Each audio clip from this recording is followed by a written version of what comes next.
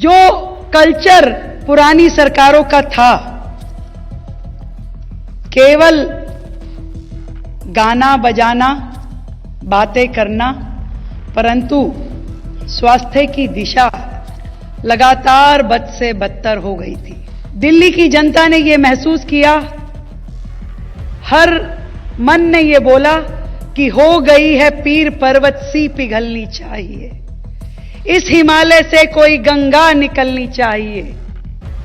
सिर्फ हंगामा मचाना हमारा मकसद नहीं है साथियों, हो सके तो ये सूरत बदलनी चाहिए, सूरत बदलनी चाहिए। कि हमारी दिक्कत क्या थी कि हम तो पानी लेकर के तैयार थे कि हम आपको दिल्ली की प्यास बुझाएं, लेकिन आपने मतलब आपके निर्णय ने लोटा ही उल्टा रखा हुआ था, तो मैं क्या करता।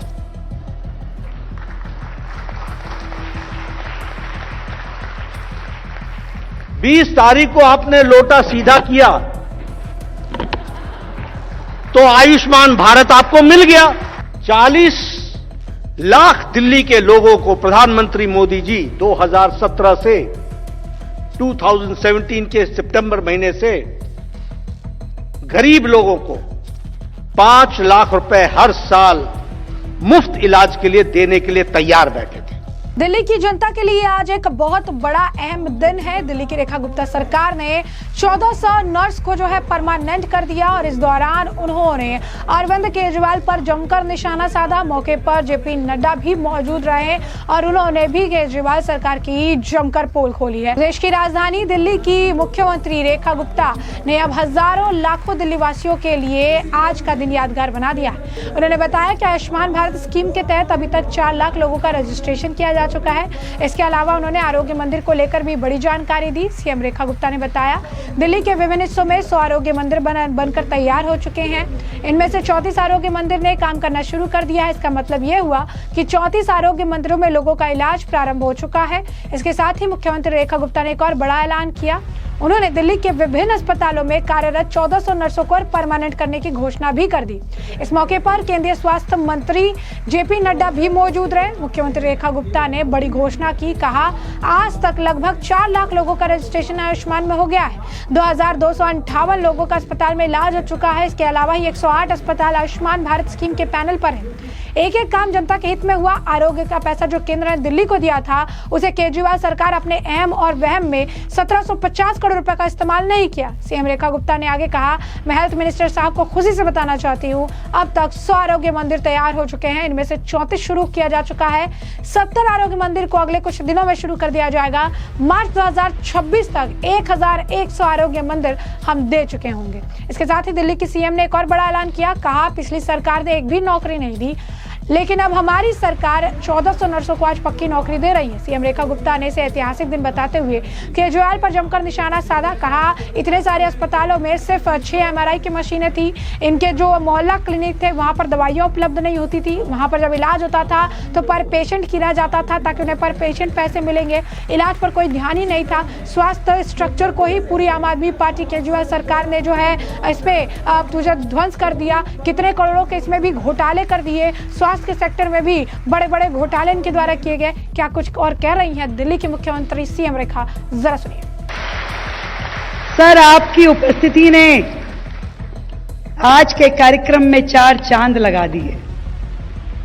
हमेशा से आपने दिल्ली सरकार को स्वास्थ्य के क्षेत्र में अत्यंत सहयोग किया और जो कल्चर पुरानी सरकारों का था, केवल गाना बजाना, बातें करना, परंतु स्वास्थ्य की दिशा लगातार बद से बदतर हो गई थी। और ऐसे में दिल्ली की जनता ने यह महसूस किया, हर मन ने यह बोला कि हो गई है पीर पर्वत सी पिघलनी चाहिए, इस हिमालय से कोई गंगा निकलनी चाहिए। सिर्फ हंगामा मचाना हमारा मकसद नहीं है साथियों, हो सके तो ये सूरत बदलनी चाहिए, सूरत बदलनी चाहिए।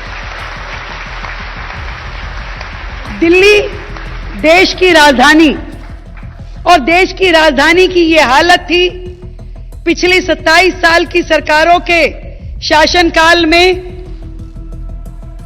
कि 1000 व्यक्तियों पे मात्र 0.42 हॉस्पिटल बेड, यानी एक बेड भी दिल्ली की सरकार दिल्ली की जनता के लिए मुहैया नहीं करा सकी।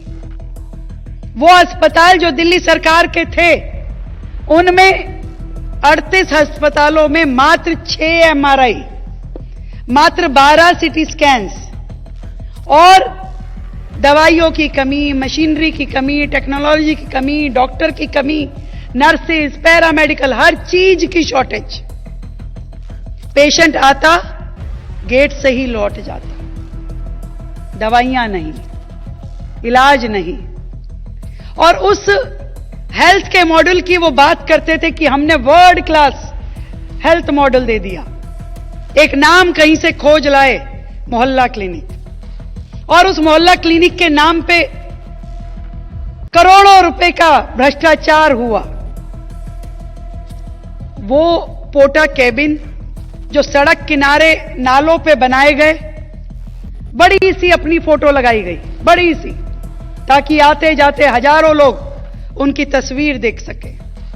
अंदर ना दवाई, ना मेडिकल स्टाफ, और मेडिकल स्टाफ डॉक्टर के नाम पे एक व्यक्ति जिसकी डिग्री का भी नहीं मालूम, और उसे ठेका दिया गया कि भाई पर पेशेंट 40 रुपए मिलेंगे, आप अटेंड कीजिए।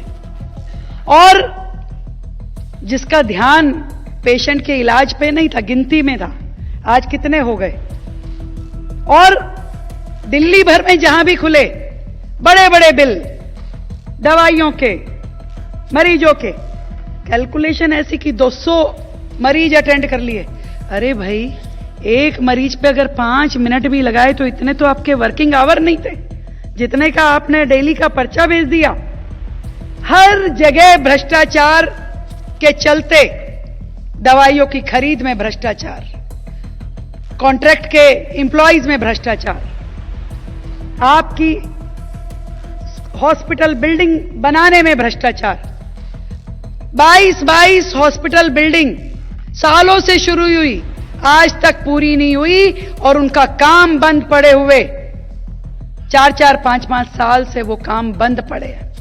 ऐसी स्थिति में दिल्ली को छोड़ के जाने वाली पिछली सरकार, और उसके बाद आई जनता की चुनी हुई, जनता के मन से बंधी हुई आज की वर्तमान सरकार। मुझे आज भी ध्यान है, जिस दिन 20 फरवरी को सरकार का शपथ ग्रहण हुआ, माननीय नड्डा जी का फोन आया, आज की आज ही हमें आयुष्मान योजना लागू करनी है। Same day, same day.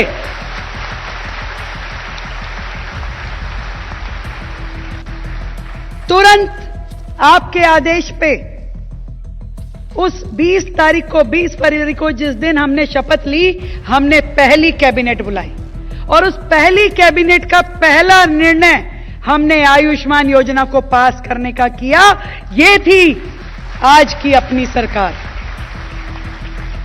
वर्षों से लटका हुआ, अटका हुआ, भटका हुआ आयुष्मान योजना का निर्णय, जो दिल्ली की जनता के हित के लिए था, वो जो लागू नहीं हो पा रहा था, उससे लागू किया गया।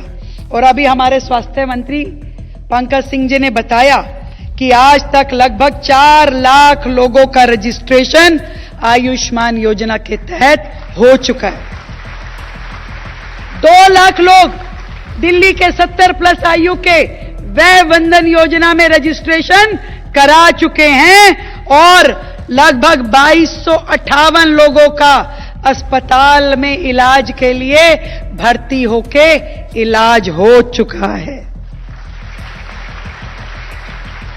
108 हॉस्पिटल आयुष्मान के लिए पैनलाइज हुए, और लगातार उसके बाद से एक एक काम जो दिल्ली की जनता के हित के लिए होना चाहिए था, उसको हमने करना शुरू किया। वो जो पैसा दिल्ली आरोग्य मंदिर के लिए केंद्र सरकार ने 4.5 साल पहले दिल्ली की सरकार को दिया था 1750 करोड़ रुपए अपने अहम में, और न जाने किस वहम में पिछली सरकार ने वो पैसे इस्तेमाल नहीं किए।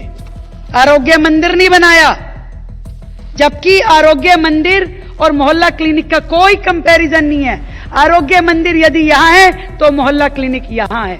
एक एक सुविधा जो आरोग्य मंदिर के अंदर दी गई, आपकी टेस्टिंग्स वहां पर है, वैक्सीनेशन वहां पर है, इंजेक्शन, दवाइयां, सब कुछ वहां है। वहां पे पूरी तरीके से trend doctor, nurses, paramedical staff वहां है। फैमिली प्लानिंग के लिए मदद वहां पर है, बुजुर्गों की केयर वहां पर है। एक एक काम जो एक आप आरोग्य मंदिर में जाते हैं तो प्राइमरी हेल्थ के लिए बेस्ट सॉल्यूशन इन 1100 आरोग्य मंदिर जिनका बनना तय हुआ उनके अंदर दी जानी थी। पिछली सरकार ने नहीं किया, परंतु हमारी नेतृत्व देश के प्रधानमंत्री आदरणीय मोदी जी, हमारे स्वास्थ्य मंत्री आदरणीय नड्डा जी ने कहा कि भाई ये 1750 करोड़ रुपए, रेखा जी बिल्कुल 1 रुपया भी जनता के हित का वेस्ट नहीं जाना चाहिए। आपके पास मात्र 8 महीने हैं, इस 8 महीने में 1150 आरोग्य मंदिर दिल्ली में बनने चाहिए। जुट जाइए, लग जाइए और आपकी सरकार इस काम को पूरा करके दिखाए। मैं खुशी से बताना चाहती हूं आदरणीय हमारे हेल्थ मिनिस्टर साहब को कि सर अभी तक लगभग 100 आरोग्य मंदिर दिल्ली में तैयार हो चुके हैं, जिनमें से हमने 34 का उद्घाटन कर दिया और अगले बाकी के जो 70 हैं उसका उद्घाटन हम इसी माह में करने वाले हैं। और इसके बाद हर महीने 100 आरोग्य मंदिर हम जनता को सौंपते जाएंगे, ताकि 31 मार्च से पहले पहले ये 1100 आरोग्य मंदिर का जो टारगेट है उसको हम पूरा कर पाएं और जनता को समर्पित कर पाएं। इसमें हमारी मदद हमारे मंत्रीगण, हमारे सांसदगण, हमने सभी सांसदों को बताया। हमारे रामवीर सिंह विदुड़ी जी यहां बैठे हैं, हमारी बहन बांसुरी स्वराज जी, हमारे परवीन खंडेलवाल जी यहां पर हैं। एक एक लोकसभा में 150 आरोग्य मंदिर बनने हैं। एक एक विधानसभा में 15-15 आरोग्य मंदिर बनने हैं। सब लोग तुरंत लग के उन्होंने जगह चिन्हित करी और अपनी अपनी लिस्टें जमा कराई और लगातार उन आरोग्य मंदिरों के काम का पूरा सुपरविजन कर रहे हैं। एक बड़ी खुशी की बात है, टीम वर्क के साथ सब लोग मिलकर के एक ध्येय, एक पथ और एक लक्ष्य के लिए काम कर रहे हैं। आपने जिस तरीके से जन औषधि केंद्र पूरे देश में खोले, पिछली सरकारों ने दिल्ली में उसे खोलने में कोई इंटरेस्ट नहीं दिखाया। मैं आपको यह भी बताना चाहती हूं कि दिल्ली के प्रत्येक अस्पताल में अब हमने जन औषधि केंद्र खुलवा दिए हैं, जो अब पूरी तरीके से चालू हैं। जनता को किसी भी प्रकार की बाहर से कोई भी दवाई लेने की जरूरत ना पड़े, सारी चीजें आपकी हॉस्पिटल के अंदर उपस्थित रहेगी। इसी तरीके से ट्रांसपेरेंसी के लिए, दवाइयों की खरीद के लिए सेंट्रल प्रोक्योरमेंट, हर पेशेंट की यूनिक आईडी और आयुष्मान भारत हेल्थ अकाउंट हर एक का, जिसमें पूरा रिकॉर्ड एक पेशेंट का हो, वो सारी की सारी डिजिटल तैयारी दिल्ली सरकार के द्वारा अब कर ली गई है। मैं आपको ये भी कहना चाहती हूं कि जिस तरीके से आपका मार्गदर्शन हमें मिल रहा है, हम दिल्ली में इस तरह की तैयारी कर देंगे कि दिल्ली में बिना इलाज के या इलाज की कमी के कारण किसी को भी अपनी जान गंवानी ना पड़े, ये मैं आपको विश्वास दिलाती हूं। और इसी श्रृंखला में आज का हमारा ये कार्यक्रम, साथियों, वर्षों से दिल्ली सरकार ने एक भी परमानेंट जॉब किसी भी विभाग में दी नहीं है। वर्षों बाद आज दिल्ली सरकार के इतिहास में यह दिन नोट किया जाएगा जहां पर इकट्ठे लगभग ये 1400 नर्सिस को अपॉइंटमेंट लेटर दिए जा रहे हैं। हमने हर एक हॉस्पिटल पे एक एक एमएस आते ही लगाया। इससे पहले 4 हॉस्पिटल्स में एक एक एमएस था। हमने डॉक्टर्स की कमी को पूरा करने के लिए, पैरा मेडिकल स्टाफ की कमी को पूरा करने के लिए सारी तैयारियां कर दी है। मैं यही कहना चाहती हूं कि ये डबल इंजन की सरकार दिल्ली में दिल्ली की जनता के लाभ के लिए हर एक काम करेगी, हर एक सेक्टर में करेगी। और दिल्ली जो देश की राजधानी है, यहां पे वो सारी सुविधाएं जनता को दी जाएंगी जिस पे उनका हक है। आप सभी को मेरी ओर से ढेर सारी बधाई, जिनको आज नियुक्ति पत्र दिए जाएंगे। इतना कहना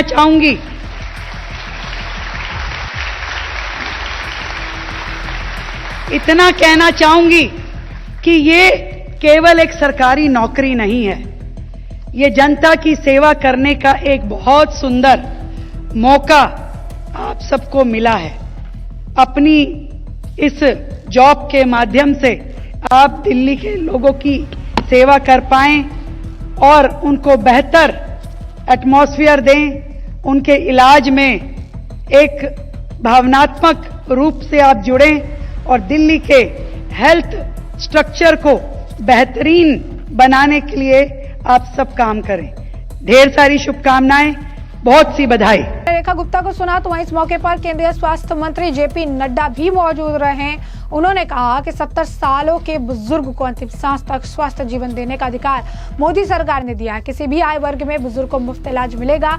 सही व्यक्ति को सही जगह बैठाने का क्या असर होता है, मैं आपको बताता हूँ। साल 1997 में हेल्थ पॉलिसी आई, जिसमें था कि पहले तुम बीमार पड़ो फिर हम तुम्हारी चिंता करेंगे। साल 2014 में मोदी प्रधानमंत्री बने, मैं स्वास्थ्य मंत्री बना और 2017 में हम नई हेल्थ पॉलिसी लेकर आए। हम पहले प्रिवेंट करेंगे, इसके बाद क्योर करेंगे। उसी में से निकाला आयुष्मान आरोग्य योजना। दूर तक की सोचने वाला आयुष्मान आरोग्य मंदिर खोलते हैं, चंट बंगड़ी पट ब्याह करके राजनीति करने वाले मोहल्ला क्लिनिक खोलते हैं। जेपी नड्डा ने आगे कहा, हम 30 साल की उम्र में ही लोगों की हाइपरटेंशन की स्क्रीनिंग की जाएगी। अब तक 18 करोड़ की स्क्रीनिंग हो चुकी है। अब दिल्ली के सभी विधायकों और सांसदों की जिम्मेदारी होगी कि वो 30 साल वाले लोगों को आरोग्य मंदिर से जो है मंदिर तक लेकर आए। इस दौरान उन्होंने ये भी कहा कि कैसे पिछली सरकारों ने जो है काम नहीं किया था और अभी जो नई सरकार है वो इस पूरे सेक्टर में काम कर रही है। जरा सुनिए क्या कुछ कहा जेपी नड्डा ने भी। मुझे यह भी आपके साथ साझा करना है कि आयुष्मान भारत, प्रधानमंत्री Ayushman Bharat health infrastructure mission, जो 2020-21 से प्रारंभ हुआ और जिसके अंत 2025 के अंत में हो जाएगा, 26 के मार्च में, उसमें हमने 1700 करोड़ रुपए दिए हुए थे। 1700 करोड़ 21 से लेकर के 20 फरवरी 2025 तक एक पैसा नहीं खर्च हुआ। और अब ये रेखा जी के कंधों पर बड़ी भारी जिम्मेवारी आई है कि उनको अब 8 महीने के अंदर ये 1700 करोड़ रुपए खर्च करके दिल्ली की जनता के लिए लगाना है।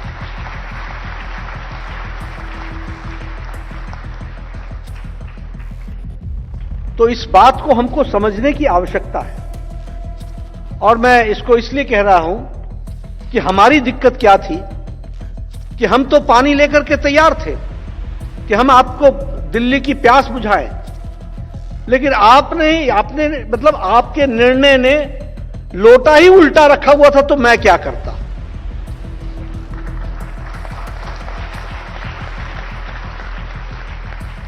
बीस तारीख को आपने लोटा सीधा किया तो आयुष्मान भारत आपको मिल गया।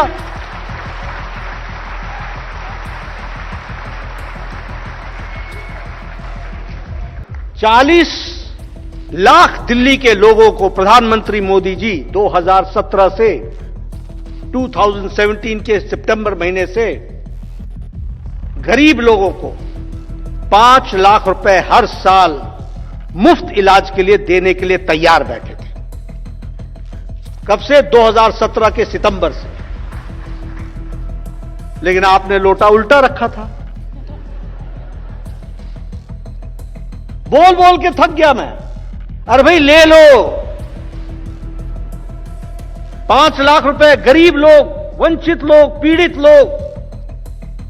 और कौन लोग हैं ये? वो लोग हैं जो झुग्गी झोपड़ी में रहते हैं। ये जो झुग्गी झोपड़ी के बड़े चैंपियन बने हैं, ये झुग्गी झोपड़ी में रहने वाले लोग, इनको 5 लाख रुपए का मोदी जी हर साल मुफ्त इलाज के लिए देने के लिए तत्पर बैठे हैं ना। मेरी नाक आगे आती है। ऐसा अहम गरीबों के साथ इस तरीके का अन्याय किया गया। लेकिन आपने 20 तारीख को लोटा सीधा किया।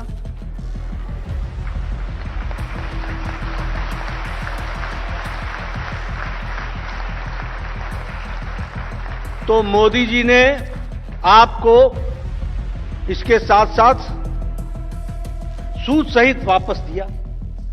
और दिल्ली में अब रहने वाले 70 साल से उम्र के कोई भी व्यक्ति, किसी भी जाति का, किसी भी आय का, आमदनी का, जो भी व्यक्ति होगा, 70 साल से तय जिंदगी अंतिम सांस तक उसको प्रधानमंत्री जी का 5 लाख रुपए हर साल मिलता रहेगा इलाज के लिए।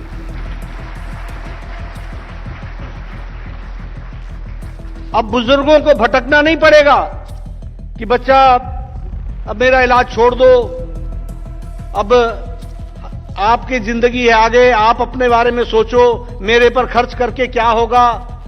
आज एक एक बुजुर्ग को संभाल करके अंतिम सांस तक उसको जीने का अधिकार और उसका स्वस्थ जीवन रहने का काम प्रधानमंत्री मोदी जी ने किया है, जिसको बखूबी रेखा जी पूरा कर रही है। इसीलिए हम आपको बताना चाहते हैं कि किस तरीके से कार्यक्रम की रचना होने के कारण हमको फर्क पड़ता है। और आज दिल्ली के ऊपर बहुत बड़ी जिम्मेवारी है कि फाइनेंस कमीशन का भी, और बेसिकली हमारे प्रधानमंत्री आयुष्मान हेल्थ इंफ्रास्ट्रक्चर मिशन का भी, इसके पैसे को दिल्ली की जनता के लिए सही तरीके से लगे और आप सब लोग उसमें पूरी ताकत से काम करें, ये मेरा निवेदन है। मैं कुछ बातें ज्यादा समय आपका न लेता हुआ आपके ध्यान में लाना चाहता हूं कि सही व्यक्ति को सही जगह पर रखने से क्या फायदा होता है और सही व्यक्ति को गलत व्यक्ति को सही जगह पर बैठाने से क्या फर्क होता है, इसको समझना चाहिए। 1997 में हेल्थ पॉलिसी आई। वो हेल्थ पॉलिसी चिंता करती थी कि तुम बीमार बनो, मैं तुम्हारा इलाज करूंगा। पहले तुम बीमार बनो और फिर मैं तुम्हारा इलाज करूंगा। प्रधानमंत्री मोदी जी 2014 में हेल्थ प्रधानमंत्री बने। उनके नेतृत्व में मुझे स्वास्थ्य मंत्री के रूप में काम करना का मौका मिला। सारे देश में हम लोगों ने कंसल्टेशन करके 2017 में हम नई स्वास्थ्य नीति लेकर के आए। नई स्वास्थ्य नीति। और ये नई स्वास्थ्य नीति क्या थी कि अब सिर्फ हम क्योर नहीं करेंगे, हम सबसे पहले तो प्रिवेंट करेंगे कि बीमार ही ना हो कोई।